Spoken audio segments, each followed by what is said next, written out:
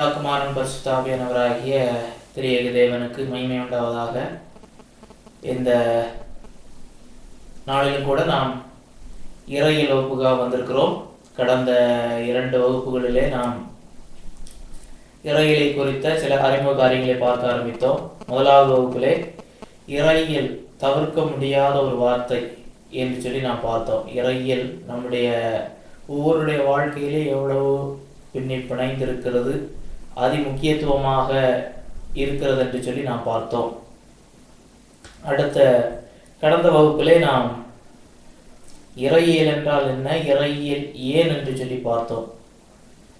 இறையியல் என்பதற்கு என்ன வரையறை கொடுக்க வேண்டும், தேவனை குறித்த அடிப்படையான ஆய்வு செய்தல், இதே ஒரு எளிமையான வரையறையாக கொடுக்கலாம். இறையியல் செய்ய வேண்டியதற்கான நோக்கங்களை, காரணிகளை நாம் பார்த்தோம். இந்த வகுப்பிலே நாம் பார்க்கக்கூடிய ஒரு காரியம் என்னவென்று சொன்னால், இறையியல் கற்கிறவர்கள், இறையியல் பேசுகிறவர்கள் பல விதம். அதில் எவ்விதம் சரி, எந்த விதம் தவறு என்று சொல்லி நாம் இன்றைக்கு பார்க்க இருக்கிறோம். கர்த்தர் அதற்கு கிருபை செய்வாராக. கடந்த வகுப்பிலே பார்க்கும்போது இறையியலுக்கான ஒரு அடிப்படை வரையறையாக தேவனை குறித்த படிப்பு இல்லாவிட்டால் ஆய்வு என்று சொல்லி நாம் பார்த்தோம். இந்த இறையியல் நம்முடைய அடிப்படையான வாழ்வின் கேள்விகளோடு பின்னி பிணைந்துள்ளது. நான் யார், நான் ஏன் இங்கு இருக்கிறேன், சரிக்கும் தவறுக்கும் வித்தியாசம் என்ன, ஏன் எது சரியாக இருக்கிறது, ஏன் தவறு இருக்கிறது என்று சொல்லி நாம் சில காரியங்களை பார்த்தோம். இந்த இறையியல் என்பது ஒரு தேவனை குறித்த படிப்பாக இருந்தாலும், இறையியல் கற்கிற எல்லாரும் ஒரே விதமாய் கற்கிறதில்லை. இறையியல் பேசுகிற, இறையியலை செயல்படுத்துகிறவர்கள் எல்லோரும் ஒரே விதத்தில் செய்வதில்லை. அதை இறையியலாளர்கள் 6 நிலைகளிலே ஏதாவது ஒன்றில் தான் ஒரு மனிதர் இல்லை ஒரு கிறிஸ்தவர், இங்கே நம்ம கிறிஸ்தவ இறையியல் செய்கிறதுனாலே ஒரு கிறிஸ்தவர் ஏதாவது ஒரு 6 ஒரு விதத்திற்குள்ளே தன்னை உட்படுத்தி கொள்ளுகிறார் என்பதை நாம் அறிய வேண்டும். அதில் சரியான நிலைப்பாடுகள் இருக்கிறது, தவறான நிலைப்பாடுகள் இருக்கிறது. ஒவ்வொரு கிறிஸ்தவரையும் இந்த 6க்குள் ஏதாவது ஒன்றிலே அவர்களை கொண்டு வந்து விட முடியும். ஏனென்றால் எல்லா கிறிஸ்தவர்களும் இறையியல் ஏதாவது ஒரு விதத்தில் அவர்கள் கற்கிறார்கள், பேசுகிறார்கள், செயல்படுத்துகிறார்கள். ஆனால் எல்லார் கற்கக்கூடிய, எல்லார் பேசுகிற இறையியலும் சரியானதல்ல. அதிலே எந்த நிலைப்பாட்டிலே, எந்த விதத்திலே நாம் இறையியல் கற்க வேண்டும், இறையியலை பேச வேண்டும், செயல்படுத்த வேண்டும் என்பதை நாம் அறிந்திருக்க வேண்டும். அதில் சில காரியங்களுக்கு நாம் போவதற்கு முன்பதாக, அந்த 6 காரியங்களுக்கு நாம் போவதற்கு முன்பதாக வேறு சில காரியங்களை நாம் கற்க வேண்டும், அறிந்திருக்க வேண்டும். இன்றைக்கு இறையியல் என்று சொன்ன உடனே சிலரை பார்த்து ஒதுக்கி விடுவார்கள். நான் சொன்னது போல அதெல்லாம் தேவையற்றது, அடிப்படை, அதாவது இதெல்லாம் வாதங்களுக்கு வழிவகுக்கும், இதெல்லாம் பெரிய கருத்துக்களை சொல்வதாக இருக்கும், இதெல்லாம் பெரிய அறிஞர்கள் சொன்னது அப்படி என்று சொல்லி எல்லாம் போய்கொண்டிருக்கும். ஆகையினாலே அதெல்லாம் நமக்கு தேவையில்லை என்று பேசக்கூடியவர்களை நான் சொன்னேன். இதை என்ன சொல்லுகிறார்கள் என்றால், பாப்புலிசம், POPULIST, பாப்புலிஸ்ட் மென்டாலிட்டி. அதாவது பாப்புலிஸ்ட் என்று சொன்னால் ஆஃப் த பீப்புள், மக்களை சார்ந்து. இது எதை குறிப்பிடுகிறது என்றால், அரசியலிலே அதிகாரத்தில் இருக்கிறவர்களை எதிர்த்து பேசக்கூடியவர்கள், எதிர்மறையை பேசக்கூடியவர்களை இந்த பாப்புலிஸ்ட் என்று சொல்லுவார்கள். பாப்புலிஸ்ட் மனநிலை. இந்த மனநிலையில் உள்ளவர்கள் இங்கு என்ன சொல்லுகிறார்கள் என்றால், எல்லாரும் ஒவ்வொருவரும் ஒவ்வொரு விதமாக பேசுகிறார்கள். எதற்கு முறையான இறையியல் தேவைப்படுகிறது, எதற்கு வருடக்கணக்கில் படிக்க வேண்டும், எதற்கு இவ்வளவு புத்தகங்களை படிக்க வேண்டும், எதற்கு இறையியல் கல்லூரியிலே சென்று படிக்க வேண்டும் என்றெல்லாம் பேசக்கூடிய ஒரு மனநிலை காணப்படுகிறது.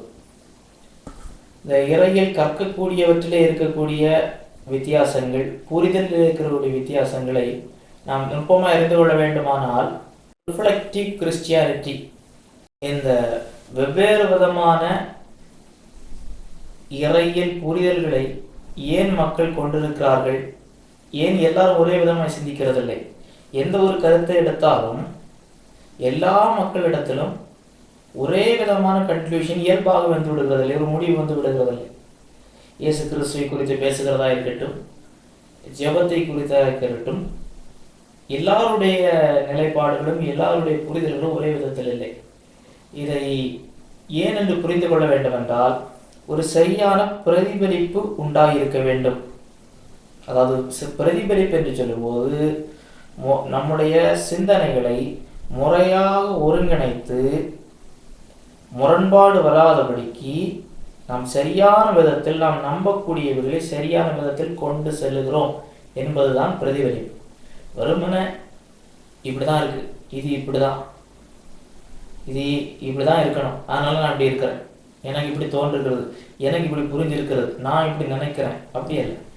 பிரதிபலிப்பு என்று சொல்லும் பொழுது நாம் இறையியல் கற்றுக்கொள்கிறவற்றை, இறையியலை படிக்கிறவற்றை, அவர்கள் கேட்கிறவற்றை, பேசுகிறவற்றை அதை முறையாக ஒருங்கிணைத்து கொஹிரன்சி, அதை எந்த ஒரு முரண்பாடற்ற நிலைக்கு கொண்டு வந்து அதை சரியாக வியாக்கியானப்படுத்துவது. இப்போ சிலர் கேட்கலாம், இந்த பிரதிபலிப்பு நமக்கு ஏன் கிறிஸ்தவர்களுக்கு இருக்க வேண்டியது அவசியமா? அப்படியே ஒரு பிரசங்கியார் சொல்லுகிறதையோ இல்லை பைபிளில் இருக்கிற அந்த வார்த்தைக்கு வார்த்தை அப்படியே அதை வேறு எந்த விதத்திலும் யோசிக்காதபடிக்கு அப்படியே நாம் எடுத்துவிட வேண்டியது இல்லையா என்று சிலர் கேட்கிறார்கள். ஏற்கனவே நாம் இறையியலை அறிமுகப்படுத்தும் போது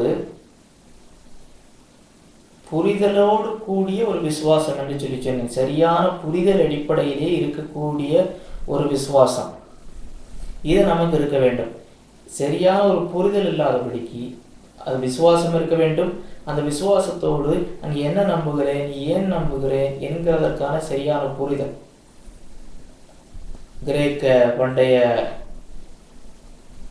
தத்துவியலாளர் சாக்ரட்டிஸ் இப்படியாக சொன்னார், ஆய்வு செய்யாதப்படாத வாழ்க்கை, இல்லாட்டில் பிரதிபலிப்பு அற்ற வாழ்க்கை வாழ்வதற்கு தகுதியற்ற வாழ்க்கை. அது என்ன சொல்ல வருகிறார், உங்கள் வாழ்க்கையிலே நான் என்ன செய்து கொண்டிருக்கிறேன், என்ன பேசுகிறேன், என்ன நம்புகிறேன், எதற்கு நம்புகிறேன், என்ன நோக்கத்தோடு பேசுகிறேன் என்கிற எந்த பிரதிபலிப்பும் இல்லை என்றால் அது ஒரு வெற்றிகரமான வாழ்க்கையாக, பிரயோஜனத்திற்குரியதாக இருக்காது. இதை நாம் அறிந்து கொள்ள வேண்டும். இன்றைக்கு இந்த புரிதல் இருக்கும்போது தான் நாம் இறையில் கற்கிறவர்கள் எந்த அடிப்படையிலே கற்கிறார்கள், பேசுகிறவர்கள் எந்த அடிப்படையிலே பேசுகிறார்கள் என்பதை இந்த பிரதிபலிப்பை வைத்து நாம் அறிந்து கொள்ள முடியும். அவருடைய வாழ்க்கையிலே பிரதிபலிப்பு, இந்த அடிப்படையிலே இந்த பிரதிபலிப்பை எந்த அளவிற்கு ஒருவர் பயன்படுத்துகிறார்கள், எந்த அளவு தங்களுடைய வாழ்க்கையிலே பிரதிபலிப்புடையவர்களாய் காணப்படுகிறார்கள் என்பதை வைத்து அவர்கள் கற்கிற, பேசுகிற, செயல்படுத்துகிற இறையியல் நிலைகளை 6 வகைக்கு உட்படுத்தலாம். அதை முதலாவது வகை என்னவென்று சொன்னால் டேப்லாய்டு தியாலஜி என்று சொல்லுகிறார்கள். இல்லாவிட்டால் டேப்லாய்டு தியாலஜியன். அதை ஆங்கிலத்தில் என்ன சொல்லுகிறார்கள் என்பதை நான் சுருக்கமாக சொல்லுகிறேன்.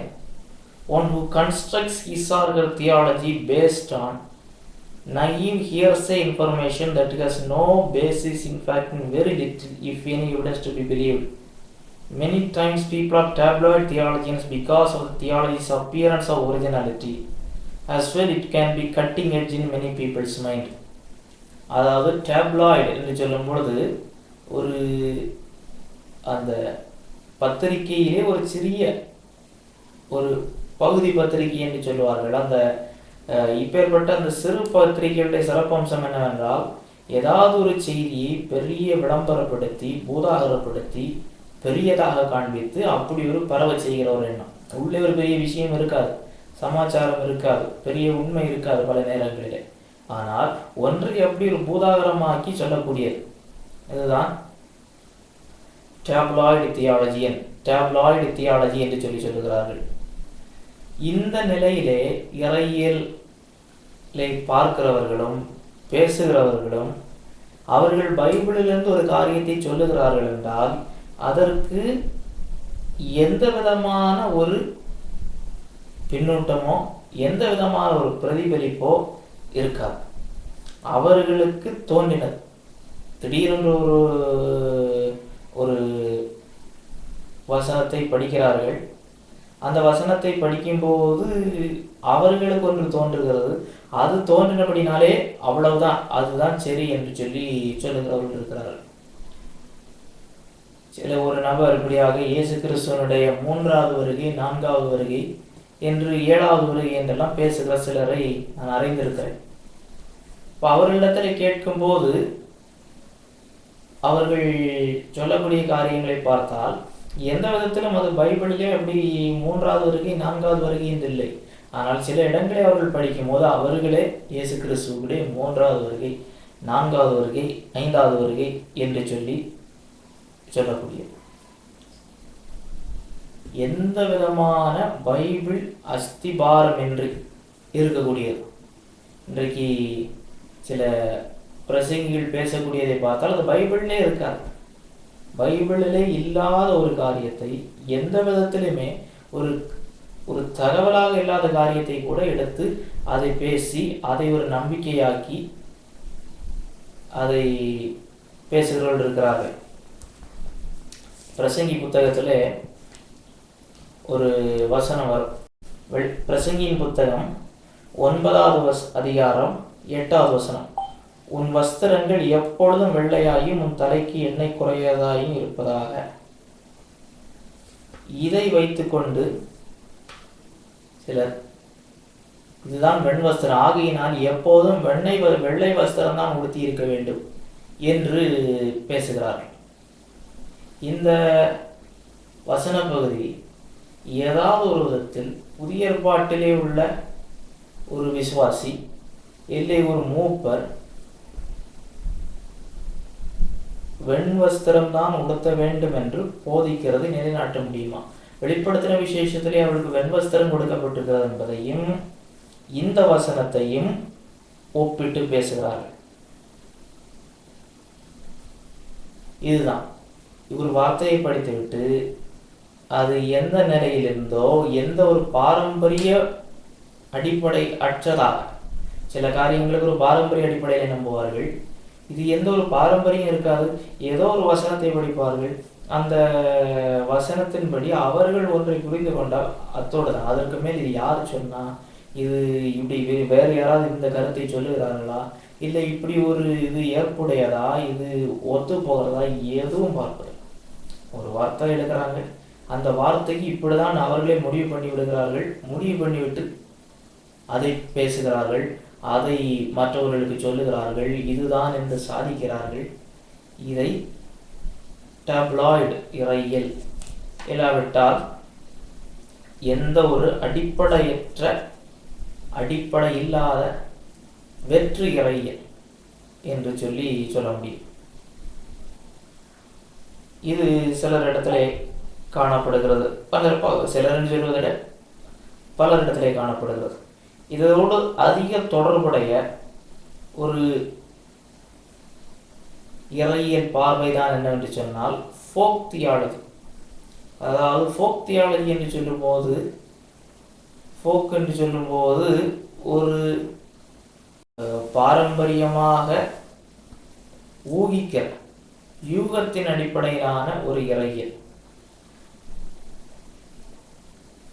இந்த இறையியலுக்கு என்ன முதல் தொடர்பு சொன்ன டேப்லாய்டு இறையியலுக்கு என்ன வித்தியாசம் என்றால், இந்த இறையியல் யாரோ எங்கோ சொன்ன ஒரு பாரம்பரியத்தின் அடிப்படையிலே இருக்கும். அந்த பாரம்பரியம் இல்லை அவர்கள் சொல்லுகிற யாரோ சொன்ன கருத்து அது வசனத்தின்படியானதா என்கிற ஒரு மீள்பார்வையோ ஒரு பிரதிபலிப்போ இல்லாத ஒரு காரியம்.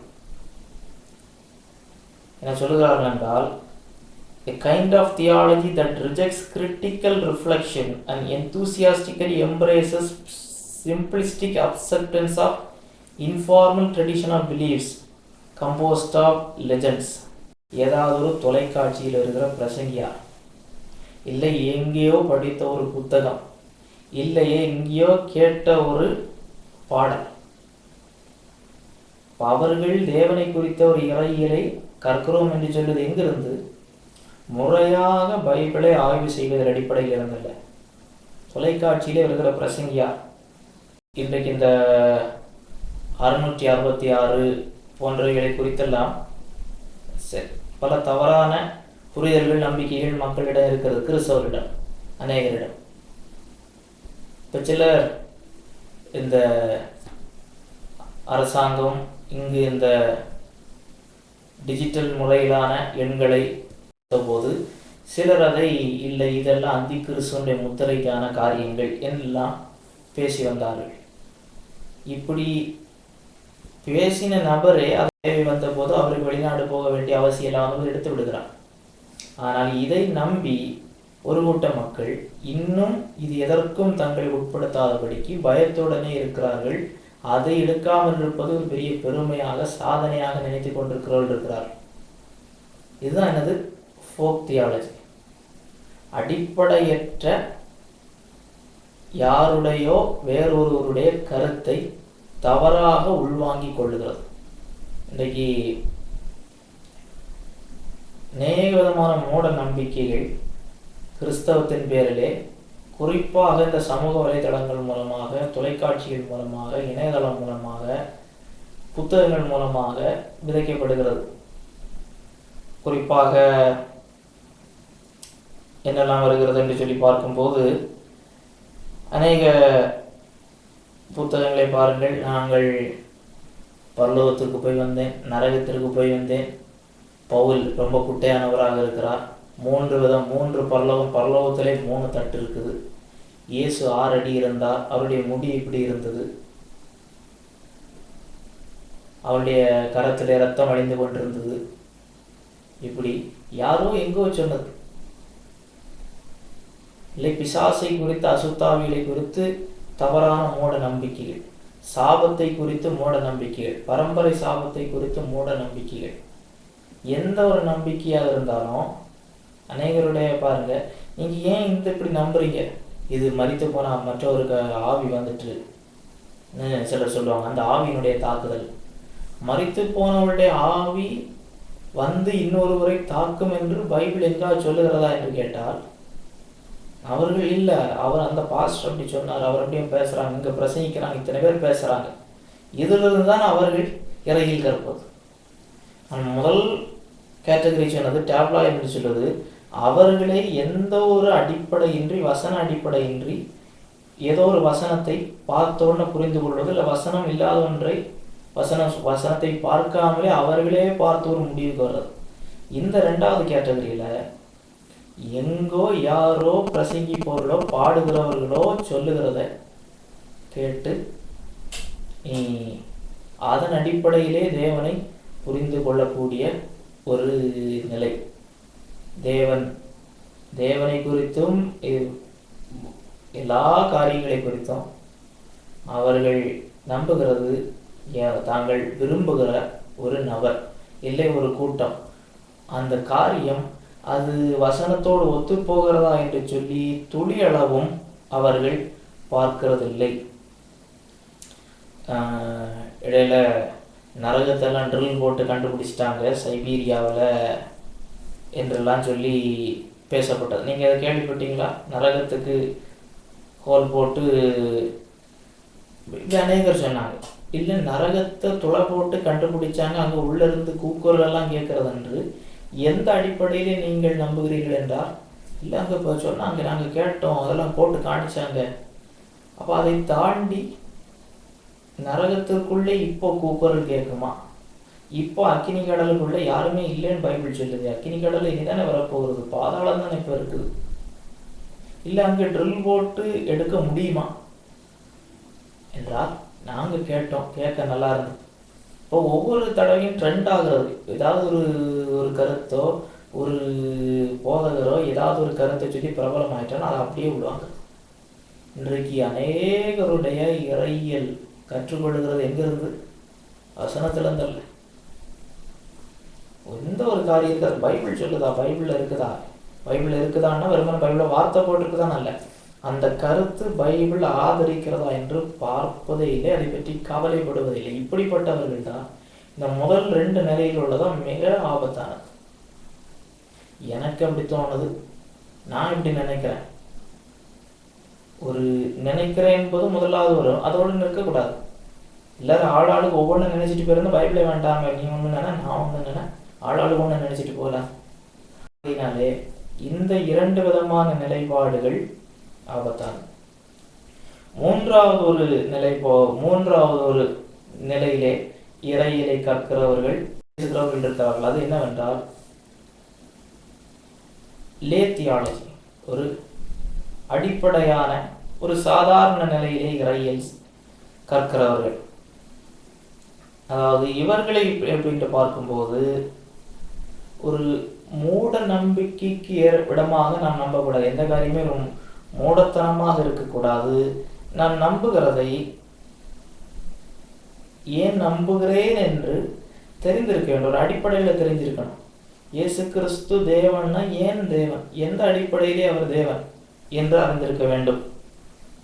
இப்போ இந்த நிலையிலே உள்ளவர்களுக்கு இந்த பைபிளில் உள்ள மூலமொழிகளோ அதை குறித்த ஆய்வு நல்ல விளக்க உரைகளோ அதை குறித்த சரித்திர விவரணங்கள், விவாதங்கள், அறிக்கைகள் ரொம்ப தெரியாவிட்டாலும் அடிப்படையிலே நான் என்ன நம்புகிறேன், கிறிஸ்தவம் என்றால் என்ன என்கிற ஒரு அடிப்படையான ஒரு கிறிஸ்தவ புரிதல், தேவன் யார், பாவம் என்றால் என்ன, ரட்சிப்பு என்றால் என்ன என்று அறிந்திருக்கிறது.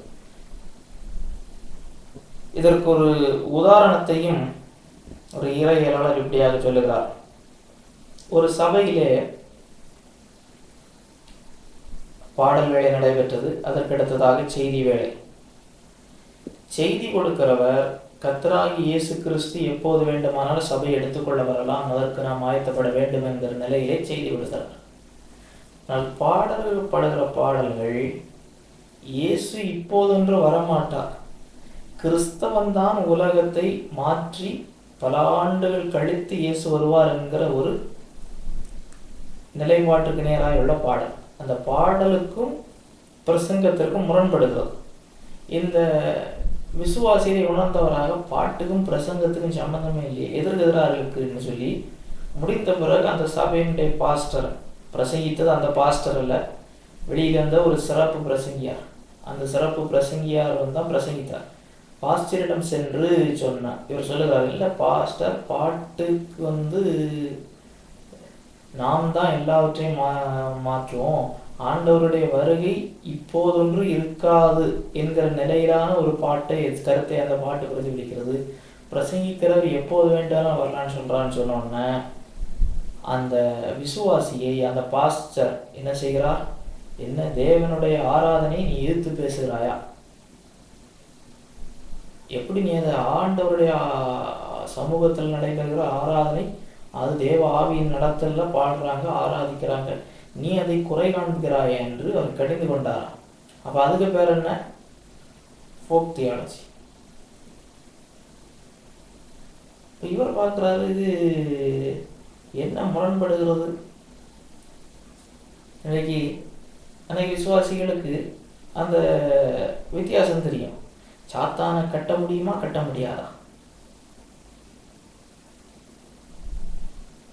பாட்டுல ஆராதனையில சாத்தான் இங்கு அலைந்து கொண்டிருக்கிறான், ஆவிகள் இங்கு சுற்றி கொண்டிருக்கிறது, இல்லை பாட்டுல சாத்தான் கட்டப்படுகிறான், செய்தியில பிசாசானவன் உங்களை எப்போது வேண்டுமானாலும் பின்தொடரலாம்னு சொல்லும்போது, பாட்டு பாடும்போது சாத்தானை கட்டுறோம், நாங்கள் செய்தி கொடுக்கும்போது இல்லை பிசாசு ஒன்று தொடரோங்கிறாங்க. எப்படி? அப்போ அவருக்கு அதை ஓரளவு சிந்திப்பதற்குரிய ஒரு மனநிலை இருக்கிறது. அப்போ இந்த நிலையிலே உள்ளவர்கள் அடிப்படையான அவங்களுக்கு ஒரு அண்டர்ஸ்டாண்டிங் இருக்கும். கிறிஸ்டியன் ஃபெய்த், கிறிஸ்தவத்தினுடைய அடிப்படையில், நான் ஏன் கிறிஸ்தவன், இயேசு கிறிஸ்து ஏன் தேவன், பரிசுத்தாவியானவர் ஏன் தேவன் என்கிற ஒரு ஒரு அடிப்படையான ஒரு காரியங்கள், அதற்கு மேல் அதை எடுத்து ஒரு காரியங்களை விவாதங்கள் வரும்போதோ இல்லை தெளிவுகள் அதிகம் கொடுக்க வேண்டியிருக்கும் போது எல்லா நிலைகளிலும் கொடுத்துக்க மாட்டாங்க. இப்படி ஒரு கூட்டத்தார் இருக்கிறார்கள். நான்காவதாக ஒரு கூட்டத்தினர் இறையியல் கற்கிறார்கள், பேசுகிறார்கள். அதை ஊழிய இறையியல் என்று சொல்லுகிறார்கள், மினிஸ்டீரியல் தியாலஜி. இது யார் என்று சொன்னால், பாஸ்டராக போக வேண்டும் என்று போவதற்காக படிக்க வேண்டும் என்று இருக்கிறவர்கள் செய்யக்கூடியது. அதாவது எங்க வித்தியாசம் வருதுன்னா, லேத்தியாலஜிக்கும் ஒரு ஆரம்ப நிலை இறையியலுக்கும் இந்த ஒரு ஊழிய இறையியலுக்கும் எங்க வித்தியாசம் என்றால், அந்த ரிஃப்ளெக்ஷன், அந்த பிரதிபலிப்பு செய்கிற அளவில் வித்தியாசம் வருகிறது, பிரதிபலிப்பு செய்கிற நேரத்தில் வித்தியாசம் வருகிறது. இப்போ இவர்கள் என்ன செய்கிறார்கள், தொடர்ந்து ஒரு 2 ஆண்டுகள் 3 ஆண்டுகள் இறையியல் வகுப்புகளிலே இறையியலாளர்களுடைய கீழிருந்து கற்றுக்கொள்கிறார்கள். அவர்கள் நம்புகிறதை ஏன் நம்புகிறோம் என்கிறதை வேறு பிரித்து அறிவதற்குரிய இன்னும் அதிகமான காலம் நேரம் அவர்களுக்கு கிடைக்கிறது. ஒருவேளை மூல மொழிகளை ஓரளவு படிப்பார்கள். அவர்கள் விளக்க உரைகள், இல்லை ஒத்த வாக்கியங்கள், இன்னும் இந்த டூல்ஸ், பைபிளை கற்பதற்குரிய வேறு உபகரணங்கள் அவர்களுக்கு கிடைத்திருக்கும். அவர்கள் அதை பயன்படுத்துகிறார்கள். ஒரு ஒரு ட்ரைனிங். இதற்கு முன்புள்ளவர்களுக்கு ஒரு செமினரி ட்ரைனிங் இருக்காது. ஆனால் அவர்கள் ஒரு முறையாக பிரசங்கங்களை கேட்பதனாலோ இல்லை முறையை பைபிளை படித்து அதுக்குரிய புத்தகங்களை படிப்பதனாலோ அவர்களும் சுயமாய் ஒரு பிரதிபலிப்பு செய்வதனாலே ஒரு அடிப்படையான சில காரியங்களை குறித்த ஒரு புரிதல். இந்த ஊழிய இறையியல் என்று சொல்லும் பொழுது முறையாக ஒரு இடத்திலே ஒரு குறிப்பிட்ட காலம் அடிப்படையான கிறிஸ்தவ நம்பிக்கையுடைய தொகுப்பை முறையாக நேரம் எடுத்து பிரதிபலிப்பை அதிகமாய் செய்து கற்றுக்கொள்ளுதல். 5வது நிலையிலே உள்ளது ப்ரொஃபஷனல் தியாலஜி. வாழ்நாள் முழுக்க இதை பிரதானமாக எடுத்து செய்கிறவர்கள். அதாவது இது யார் வருவார் என்று சொன்னால், ஒரு தியாலஜி டீச் பண்ணுறவங்க, முறையாக இப்போ பைபிள் இன்ஸ்டியூட்ஸை ரன் பண்ணி அநேகரை பயிற்றுவிக்கிற பணி, அநேக பாஸ்டர்ஸை ட்ரெயின் பண்ணுற பணியிலே தங்களை முழுமையாக ஈடுபடுத்துகிறவர்கள் செய்யக்கூடிய பணியாய் காணப்படுகிறது. இவர்கள் என்ன செய்கிறார்கள், இவர்கள் பைபிளுடைய மூல மொழிகளை படிப்பதற்கு அதிக நேரம் செலவிடுகிறார்கள். இந்த பிரதிபலிப்பு செய்கிறது. அவங்கள் வாழ்நாள் முழுவதும் அதிகமாய் படிப்பதும் கற்றுக்கொள்ளுகிறதும் கற்றுக் கொடுக்கிறதுமாக அவர்கள் இறையியல் படிப்பதும் கற்றுக் கொடுக்கிறதும் பிரயாசப்படுகிறதுமாக தங்களுடைய வாழ்நாள் முழுவதும் அதை பிரதானமாக எடுத்து செய்யக்கூடியவர்கள். ஸோ தியாலஜியன் என்று நாம் சொல்லுவது இவர்கள் தான். தியாலஜியன், இறையியல் வல்லுநர்கள் என்று, இறையியலாளர்கள் என்று, வேத பண்டிதர்கள் என்று, பாண்டித்தியம் பெற்றவர்கள் என்று சொல்லுவது இந்த கேட்டகரியில் உள்ளவங்க. ஒரு நுட்பமான இறையியல் பகுதிகளை ஒரு மினிஸ்டீரியல் தியாலஜியனுக்கும் ஒரு ப்ரொஃபஷனல் தியாலஜியன் அதை அணுகிற விதம் வித்தியாசப்படும். ஒரு மினிஸ்டீரியல் தியாலஜியின் ஒரு அம்சத்தை அவர் ஒரு 3 ஆண்டுகளோ அவ்வளோ ஒரு குறிப்பிட்ட காலம்தான் அதிக நேரம் அதை பிரதிபலிப்பு செய்திருப்பார். அதற்கு பிறகு போதக மேய்ப்பர் பணியிலே ஒரு வேலை தொடர்ந்து செய்யலாம். ஆனால் இந்த முழு நேர இல்லாவிட்டால் முழு பணியாக இந்த இறையியலை கற்கிறதும் கற்றுக் கொடுக்கிறதும் இருக்கிறவர்கள் அவர் தொடர்ந்து ஒவ்வொரு காரியத்தை குறித்தும் அதிகம் கற்றுக்கொள்ளுகிறதும் அது சார்ந்து எழும்புகிற தவறான போதனைகளுக்கு அவர்கள் பதில் கொடுக்கிறதும் கிறிஸ்தவத்தை தற்காப்பு செய்கிற விதமான ஒரு நிரூபணவியல் செய்கிற பணியில் இருக்கிறதுனாலே அவர்கள் அதிகமான இந்த காரியங்களை கற்றுக்கொண்டே இருப்பார்கள். ஆகையினாலே இந்த ப்ரொஃபஷனல் தியாலஜின் என்று சொல்லும்போது முறையாக இறையியலை கற்றுக் கொடுக்கிற பணியிலே தொடர்ந்து இருக்கிறவர்கள்.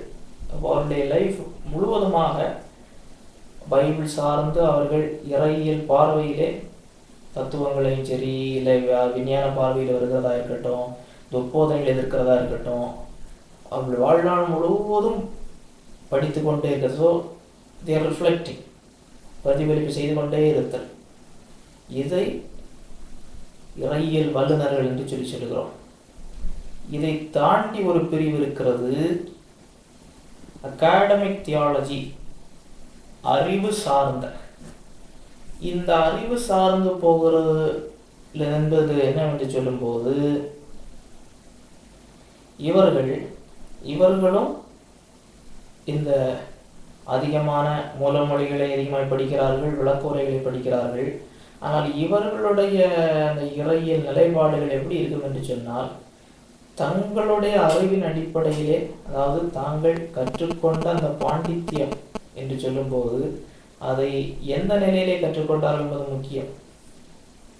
அதாவது விசுவாசத்தோடு வசனத்தை புரிந்து கொள்ளுகிறது சொன்ன இறையில் இங்கு இந்த விசுவாசத்திற்கு பெருமளவிடம் அளிக்காதபடிக்கு பைபிளுடைய செய்தியை மனிதனுடைய பகுத்தறிப்பு அடிப்படையிலே பிரதானமாய் பார்த்து வாழ்நாளிலே அதுக்கு பிரதானமாக அந்த நிலையிலே செலவிட்டு செய்யக்கூடியது. ப்ரொஃபஷனல் தியாலஜியன் அது ஒரு கேட்டகரி, அது இவாஞ்சலிக்கல்ஸ் நம்ம சொல்கிறோம், சுவிசேஷமய இறையியலாளர்கள் என்று. இந்த அகாடமிக்காக உள்ளவர்களை நாம் சொல்லுகிறோம் லிபரல்ஸ் ஆர் எக்யூமெனிக்கல் தியாலஜியன்ஸ் என்று சொல்லுகிறோம். இந்த லிபரல்ஸ், நவீனவாதிகள், பைபிளில் உள்ள அற்புதங்களை அதை அப்படியே ஏற்றுக்கொண்டு அதை மூலமொழியின் அடிப்படையிலே சரியான விதத்தில் பிரதிபலிப்பு செய்கிறதை முக்கியத்துவப்படுத்தாமல், இயற்கைக்கு அப்பாற்பட்டவற்றை அப்படி இருக்கக்கூடாது என்று சொல்லி இயற்கைக்கு உட்படுத்தி கொண்டு வருவது. அதாவது செங்கடல் அல்ல சிவந்த சமுத்திரம் அப்படின்னா அது நாணற்குள்ளாங்க இருந்தது, அது காலை பிடிச்சதுனால தான் போக முடியல. அப்படி ஒன்றும் பெரிய பைபிளில் உள்ள அற்புதங்களை அதை ஒரு சாதாரண நிலையிலே அப்படி அற்புதம் அல்ல என்று சொல்லுகிறவர்களை அப்படிப்பட்டவர்கள் பெரிய பல்கலைக்கழகங்களிலே இறையியல் பிரிவுகளில் இருப்பாங்க. அவர்களுடைய இறையியல் பார்வைகள் எல்லா இடத்திலும் ஒரு இவாஞ்சலிக்கல் கிறிஸ்தவ இறையியலாளர்களுடைய பார்வையாக இருக்காது. இது வெறுமனே ஹியூமன் அகாடமிக், அதாவது அறிவு சார்ந்து ஆய்வுகள் அவசியம், நாம் அதை இல்லை என்று சொல்லவில்லை. ஆனால் விசுவாசம் கேள்வியினாலே வரும், தேவன் உண்டென்றும் அவர் தம்மை தேடுகிறவர்களுக்கு பலன் அளிக்கிறவர்கள் விசுவாசிக்க வேண்டும். விசுவாசத்தினாலே உலகங்கள் உண்டாக்கப்பட்டது. விசுவாசம் இல்லாமல் தேவனுக்கு பிரியமாயிருப்பது கூடாத காரியம். அப்போ அந்த விசுவாசத்தை வெளியே எடுத்து விட்டு வெறுமனே மனித ஞானத்தோட பொருத்தி பார்த்து அதற்கு புத்தகங்கள் எழுதி அங்கு செய்வது, இது மிக ஆபத்தானது. இந்த டேப்லாய்டு இறையியல் எந்த ஒரு அடிப்படையற்ற தரவற்ற இறையியல் எவ்வளவு ஆபத்தோ அதே போல இந்த அகாடமிக் இறையியல் இதுவும் ஆபத்து. ஏனென்றால் அது உடலற்ற உயிர், இது உயிரற்ற உடல்.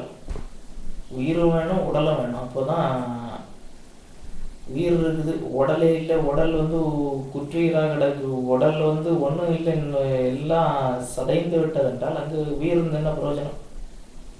இல்லை, உயிர் இருந்து அங்கே உடல் இல்லை என்று சொன்னால் என்ன பிரயோஜனம்? உடல் இருக்கிறது நன்ற ஆரோக்கியமாக பார்த்தா பயங்கர திடகாத்திரமாக இருக்குது, அதில் உயிர் இல்லை என்றால் என்ன பிரயோஜனம்? ஆகினாலே உயிரும் வேண்டும், உடலும் வேண்டும். இப்போ ஒரு கிறிஸ்தவரை கொண்டு வரும். இப்போ ஒரு சாதாரண கிறிஸ்தவர் எல்லாரும் ஒரு முழு நேர இறையியலாளராக வர முடியுமா என்று கேட்டால் முடியாது. நாம் அதை கட்டாயப்படுத்தவும் கூடாது. ஆனால் ஒவ்வொரு சாராரும் இன்னொரு சாராருக்கு உதவ வேண்டும்.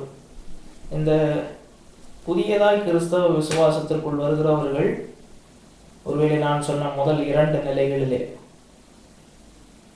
எந்த ஒரு அடிப்படையற்ற இறையியல் சிந்தனைகள் இல்லாவிட்டால் யாரோ சொன்ன ஒரு பாரம்பரிய இல்லை, இப்போ மற்றவரிடத்திலிருந்து கொண்டு வரப்பட்ட இறையியல் சிந்தனைகளை மாத்திரம் வைத்திருக்கிறவர் அதிலேயே தன்னை திருப்தி கொள்ளாதபடிக்கு அடுத்தடுத்த நிலைகளிலே தன்னுடைய தகுதிக்கும் தன்னுடைய வரம்புக்கும் உட்பட்டு அடுத்தடுத்த நிலைகளுக்கு முன்னேற வேண்டும் இதுவரை அவரை ஒரு ஒரு அஸ்திபார இறையியலுக்குள் லே தியாலஜி அங்கே கண்டிப்பாக வந்துடணும். அதற்கு கீழே இருக்கக்கூடாது.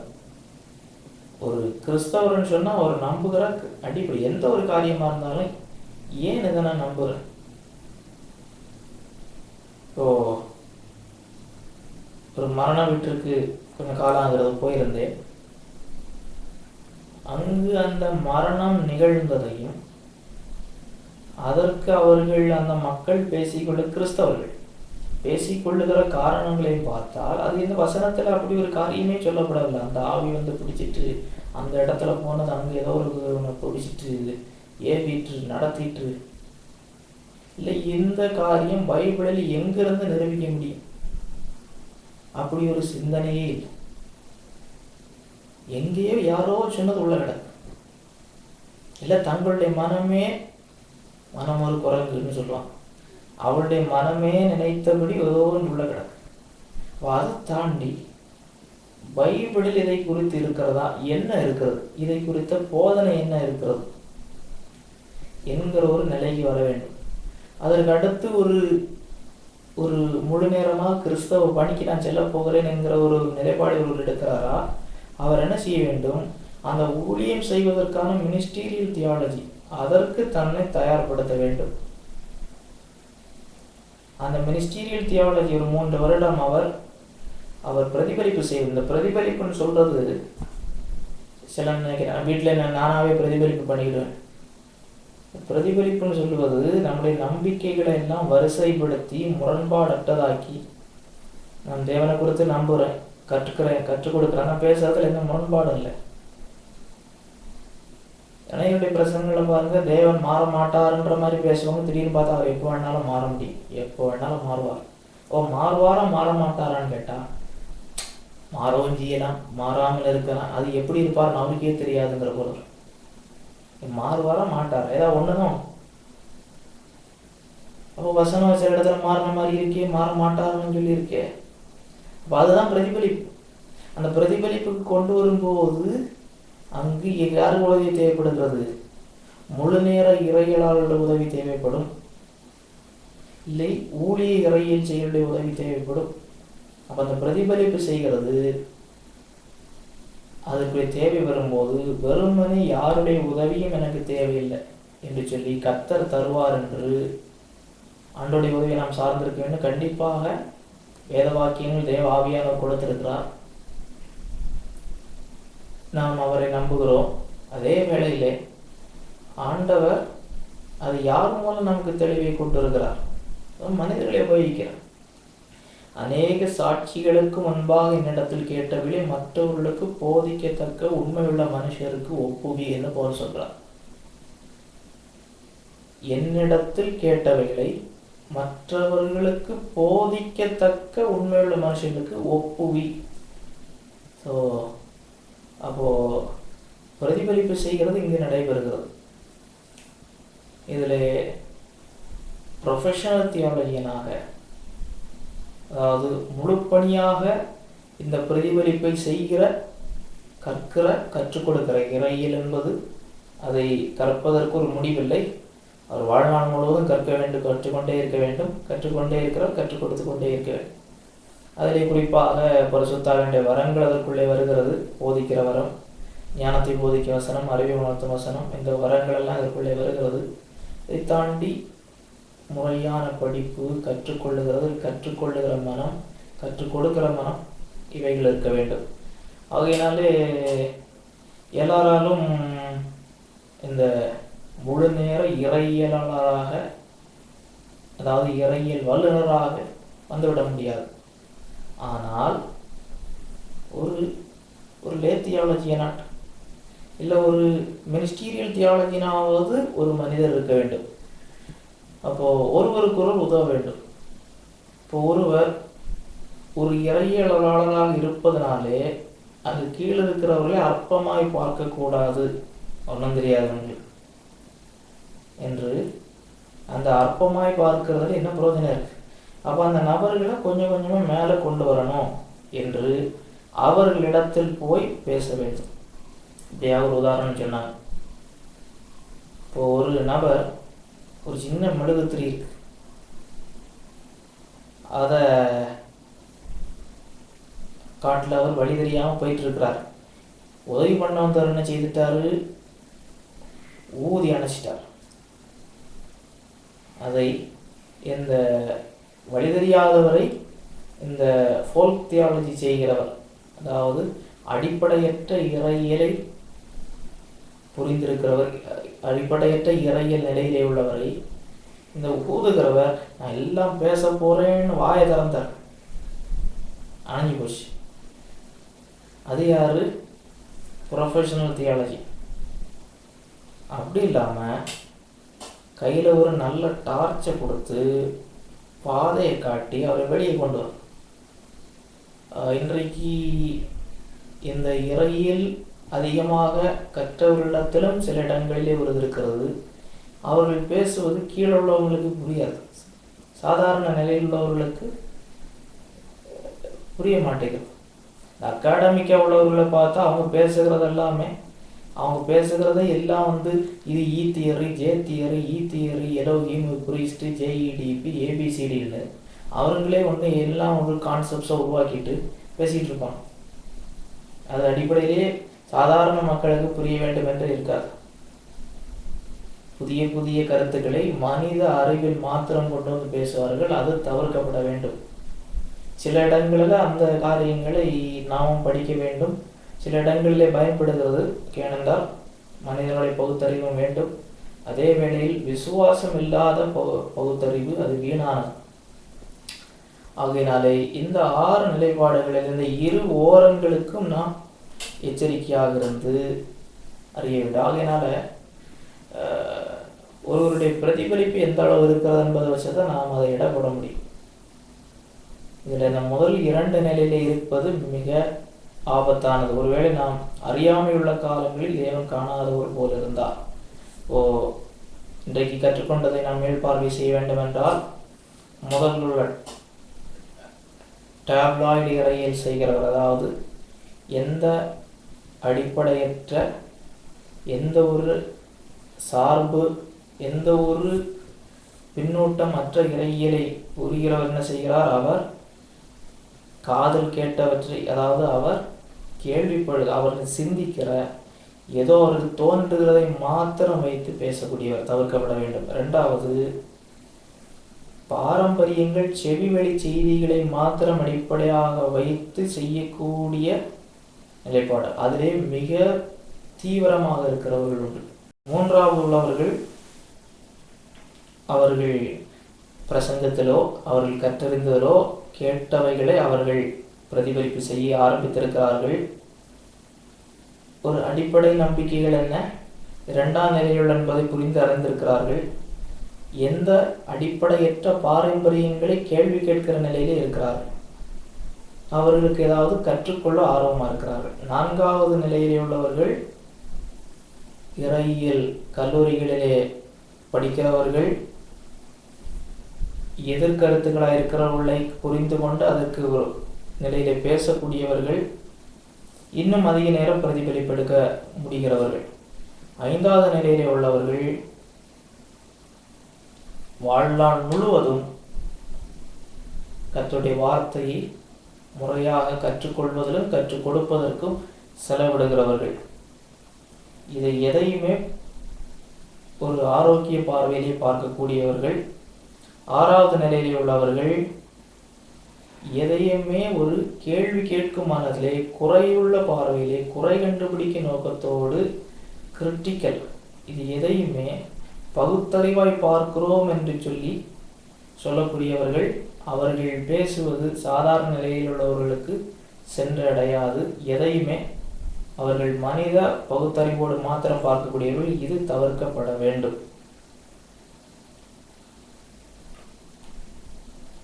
சார்ல்ஸ் ரைரி இப்படியாக சொன்னார், தியாலஜி இஸ் ஃபார் எவ்ரிஒன். இறையியல் எல்லாருக்குமானது. Indeed everyone needs to be a theologian. ஒவ்வொருவரும் இறையியலாக வேண்டும். In reality everyone is a theologian. சொல்லப்போனால் ஒவ்வொருவரும் ஒரு இறையியலாளர் தான், ஏதாவது ஒரு விதத்தில். அங்குதான் பிரச்சனை இருக்கிறது.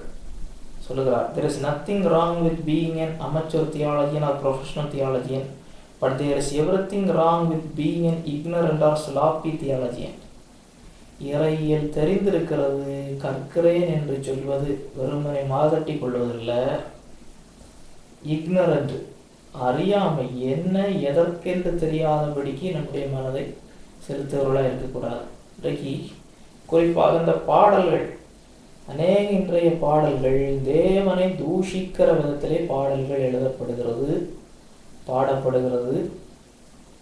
இந்த பாடல்களை பாடுகிறவர்கள் ஒரு நிமிடமாவது நம்முடைய தேவனை இப்படி பாடலாமா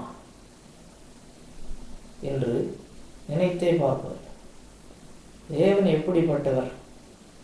ஏன் பாட்டு எழுதினவர் அவர், பாட்டு எழுதினவர் இவர், பாட்டு பாடினவர் அவர். இல்லை இந்த செய்தியை சொன்னது இவர், இல்லை செய்தியை சொன்னது அவர். இவைகள் தவிர்க்கப்பட வேண்டும். கண்டிப்பாக நாம் சிந்திக்கிறவர்களாக இருக்க வேண்டும். ஆகையினாலே இப்போ உங்களுக்கு புரிந்திருக்கும் ஏன் ஒவ்வொருவரும் ஒவ்வொரு விதமாக சொல்கிறாங்க. இங்கே சில குற்றச்சாட்டாக சொல்லுவார்கள், கிறிஸ்தவத்தில் இவ்வளோ டினாமினேஷன் இருக்கிறது, ஒவ்வொருவரும் ஒவ்வொரு வியாக்கியானம் சொல்கிறாங்க. அது தேவன்கிட்ட பிரச்சனை இல்லை, பைபிளில் பிரச்சனை இல்லை, பைபிளில் குழப்பம் இல்லை. வியாக்கியானம் செய்கிறது யாரு, எந்த அடிப்படையில் செய்கிறாங்க, படித்து செய்கிறாங்களா, படிக்காமல் செய்கிறாங்களா, அவங்க தோன்றுனது செய்கிறாங்களா? நினைக்கிறவ பாருங்க, நான் இப்படி நினைக்கிறேன், இப்படி தான் இருக்கு, எப்படி சொல்கிறீங்க, எனக்கு இப்படி தான், உங்களுக்கு இப்படின்னா உங்களுக்குள்ளே மட்டும் இருக்கட்டு. ஒவ்வொருத்தர் சொல்லுவது சொன்னால் அப்போ தான் பைபிள் என்ன செய்திடலாம், ஒதுக்கி வச்சிடலாம். ஒவ்வொருத்தரும் ஒவ்வொன்று சொல்லுங்க. தேவனா அவர் தூணையிலும் இருப்பார், துருமையில் இருப்பார், சரி நெக்ஸ்ட். அவர் ஒரு பொருளுக்குள்ளே இருப்பார், நெக்ஸ்ட். அவரில் இங்கே இருக்கவே மாட்டார், நெக்ஸ்ட். ஆளாளுக்கு ஒன்று சொல்லலாமே. ஒரு உதாரணத்திற்கு தான் சொல்லணும். ஆகையினாலே இங்கே தான் வித்தியாசம் இருக்கிறது. அப்போ நாம் எந்த இடத்துல இருக்கிறோம்னு பார்க்கணும். நாம் பேசக்கூடியவர்கள், விசுவாசிகள், ஊழியர்கள், அவங்க எந்த இடத்துல இருக்கிறாங்க. அந்த டினாமினேஷன் டாக்டர்ஸ் இருக்கு, சிலரோடு பேசியிருக்கிறார். அப்போ எந்த அடிப்படையில் இதை நம்புறீங்கன்னு கேட்டால், இந்த ஊழியத்தை ஆரம்பித்தவங்களுக்கு இப்படி நடந்திருக்கு, அவங்க அந்த பாரம்பரியத்திலே கொண்டு வந்திருக்கிறாங்க. அது வசனத்தில் இருக்குதா, இல்லை கர்த்தர் அவங்கள்ட்ட பேசினார். கர்த்தர் வசனத்துக்கு முரண்பாடாக இருக்கு, கர்த்தர் அப்படி பேச மாட்டார். இல்லை, எங்கள் இதில் இப்படி தான். சரி, அது தட் இஸ் ஃபோக் தியாலஜி. அதுக்கு மேலே அது எந்த விதத்திலும் அது அவர்கள் பிரதிபலிப்பும் என்றே அது ஒன்றா புரிந்து கொள்ளலாம். அதனுடைய காரணங்களை நாம் ஆராய்ந்து நம்முடைய நோக்கம் ஒவ்வொருவரை தூற்றுவதல்ல. இங்கே ஒரு நன்றாக இறையிலை பிரதிபலிப்பு செய்ய வாய்ப்பு கிடைத்த கிருபை பெற்றவர் கீழே இருக்கிறவரை அவர் பரிகரிசிக்க வேண்டியதில்லை, தூக்கி விடுவதற்கு என்ன செய்யணும், லே தியாலஜி லெவலாவது வரணும், அதுக்கு கீழே பெறக்கூடாது. அதே இது அகாடமிக்குன்னு சொல்லி சுய அறிவை மாத்திரம் சார்ந்து போனால் நமக்கு ஒன்று தெரியும். 2 வசனங்களை பார்த்து நாம் முடிவு செய்யும். ஒரு வசன வாசியங்கள் 1 பேதுரு 3வது அதிகாரம் 15வது வசனம். 1 பேதுரு 3வது அதிகாரம் 15வது வசனத்தை வாசிங்க. கர்த்தராகிய தேவனை உங்கள் இருதயங்களில் பரிசுத்தம் பண்ணுங்கள். உங்களில் இருக்கிற நம்பிக்கையை குறித்து உங்களிடத்தில் விசாரித்து கேட்கிற யாவருக்கும் சாந்தத்தோடும் வணக்கத்தோடும் உத்தரவு சொல்ல எப்பொழுதும் ஆயத்தமாயிருங்கள். உங்களுள்ள நம்பிக்கையை விசாரித்து கேட்கிறவர்களுக்கு எப்படி விசாரித்து கேட்கிற, அது அப்படிதான். எப்போது ready. So that is theology. இன்னொரு வசன பகுதியை வாசிப்போம்.